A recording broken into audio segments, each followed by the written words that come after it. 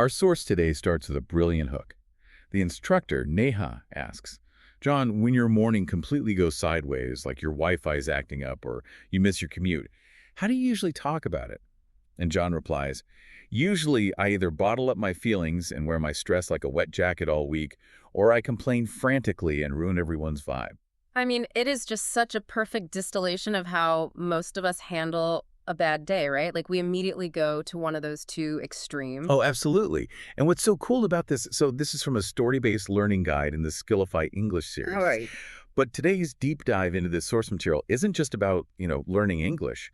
It's actually about uncovering this incredible psychological hack. Yeah, it's really about how upgrading your vocabulary can literally rewire how you process a totally chaotic day. Exactly. Yeah. Moving us away from that toxic complaining and helping us find the silver lining without just, falling into this deep negative mental rut. Because we've all been there.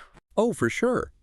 If you're listening right now, you know you've had those days where everything goes wrong. Like missing the bus by 3 seconds in the pouring rain. The absolute worst feeling. Right. So the promise of today's deep dive is to teach you how to decompress at the end of a bad day using specific linguistic tools that actually protect your peace of mind. But before we can even get into what words to use to fix a bad day, we kind of have to understand why our default reaction makes things biologically worse. You mean the complaining part? Yeah, exactly. The sources unpack this thing called the complaint trap. When we complain, the brain actually releases cortisol. Which is the stress hormone, right? Right, but it's meant to help us flee from wild animals, not deal with a slow bus or, like, spilled coffee. That makes sense. But wait, isn't venting supposed to be good for you? Well, that's what we usually think, yeah. Because aren't we supposed to let it all out rather than bottling it up so we don't just explode later? I know, it's a super common assumption. But the source's logic explains that dramatic complaining isn't actually releasing stress at all. Oh, really? What is it doing then? It's keeping your brain stuck in survival mode. Like, repeating the complaints keeps your body in a state of high alarm. You are actively practicing stress. Practicing stress? Wow. That's a heavy way to look at it. It really is. And it drains the energy of the room, too. The source talks about how it ruins everyone's vibe, making you wear your bad mood like that heavy, wet jacket John mentioned. Ruining the vibe. Yeah, nobody wants to be around that person. Exactly. They contrast the complainer with the describer. The complainer is super emotional, feeling helpless, saying things like, my job is a nightmare. Just total catastrophic language. Right, like a helpless leaf just being pushed around by a storm. But the describer is objective and calm. They stay grounded in reality. They're more like the pilot of the plane, just navigating the storm rather than getting blown away by it. Precisely. So, since we know generic complaining traps us in this cortisol loop, the solution actually lies in the specific words we choose. We need an upgraded vocabulary. Exactly. Using generic extreme words like bad or terrible or horrible, those actually amplify your negative emotions. It's like you're telling your brain that the world is ending. Yep, your brain believes the words you're saying. So instead, the source provides this really cool word tour. It's a list of specific B1, B2 level English terms that describe a bad day without the emotional collapse. Okay, I love this. Let's dig into this word tour. What's the first one? The first one is slammed. Slammed. Okay, instead of saying like, I'm dying of stress. Exactly. Slammed describes an overwhelming volume of work. It's like visualizing doors slamming shut all around you. It's a lot, but it removes the drama. It's like stating a fact about the workload, not your ability to handle it. Right. Then the next one is sideways. As in, my morning went sideways. That was in the intro hook. Yep. It's a neutral, physical description of a sudden detour in plans, like if your computer crashes. Right. It means the train simply stepped off the track. It didn't, like, explode into a million pieces. I love that imagery. It's just lateral movement, not destruction. So it sounds like using words like terrible or horrible is like painting your whole day with a giant roller of black paint. Oh, that's a great way to put it. But using words like slammed or sideways is like using a fine-tipped pen to draw exactly what went wrong, leaving the rest of the canvas clean. That is a perfect analogy. And doing that actually restores your dignity and power in the situation. You aren't helpless anymore. You can just focus on the one messy corner of the canvas. Exactly. The third word on the tour is hectic. Hectic. Like a hectic schedule. Right. It describes a busy, fast-paced situation that requires effort, But, and this is key, it's not a complete disaster. It's just high energy. You can handle hectic. You can absolutely handle hectic. And the last word is setback. Ah, setback. That sounds very manageable. It is, because a setback is just a minor obstacle that temporarily stops progress. It's not a permanent failure. Temporarily being the key word there. Exactly. So having this specific vocabulary is step one.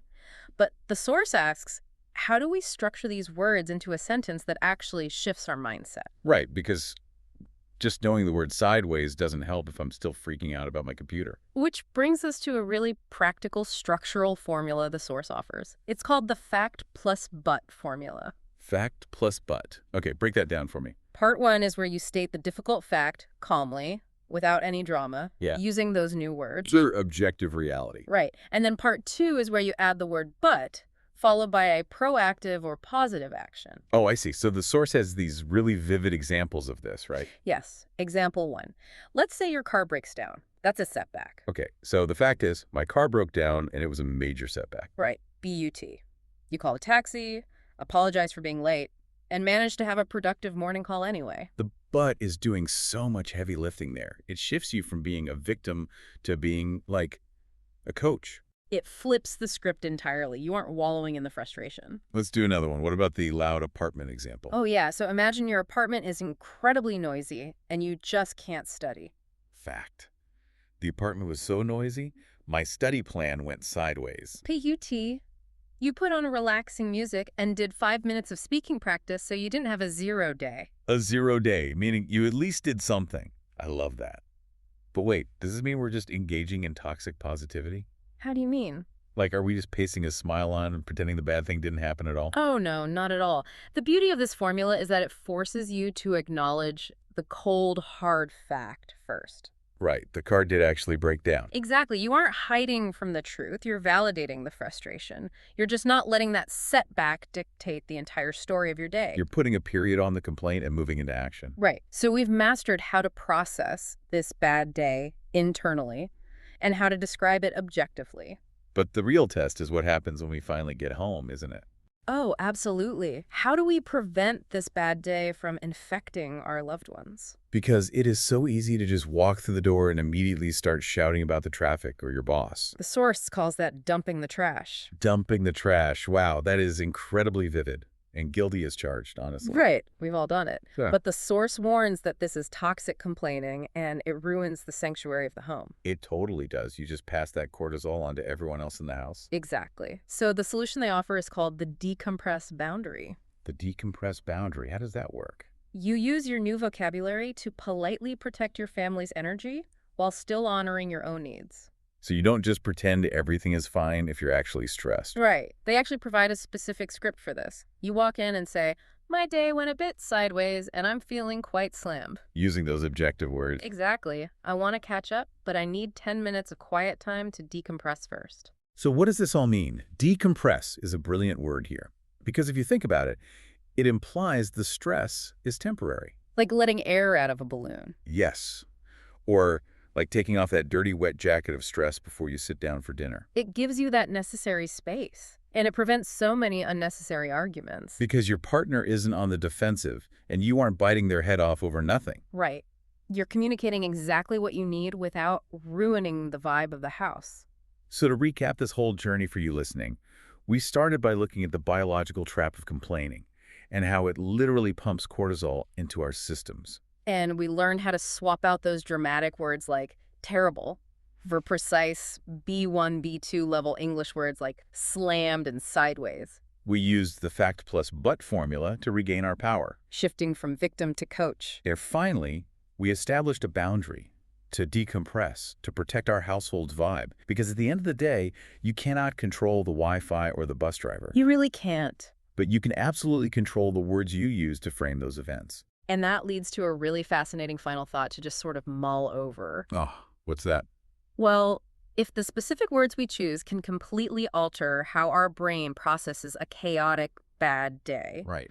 how might our vocabulary be shaping our memory of our best days? Oh, wow.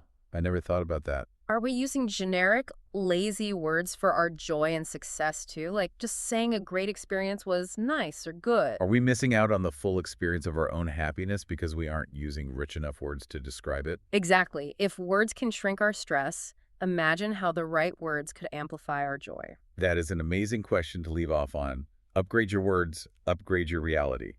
Thanks for joining us on this deep dive, and we'll catch you next time.